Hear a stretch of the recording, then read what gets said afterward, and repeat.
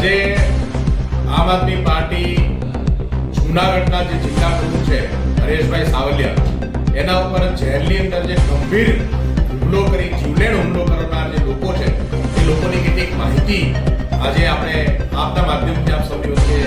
આપવા માંગુ છું. જે આરોપી છે કે જેમણે હરેશભાઈ ઉપર હુમલો કર્યો છે એમાં મોટાભાગના 302ના ગુનેગારો છે, હત્યાના ગુનેગારો છે, ડ્રગ્સ અને દારૂના કેસોની અંદર જેલમાં હોય એવા લોકો છે, લૂંટના આરોપીઓ છે અને જેમણે હરેશભાઈ ઉપર હુમલો કર્યો અને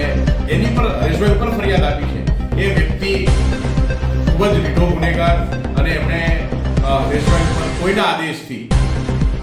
ભાજપના નેતાઓના આદેશથી પોલીસની સાથે મળી અને આખું ષડયંત્ર રચ્યું છે. આ ષડયંત્રનો પર્દાફાશ કોર્ટની અંદર થશે. અમને ન્યાયતંત્ર ઉપર પૂરો ભરોસો છે. પણ જે સ્થિતિ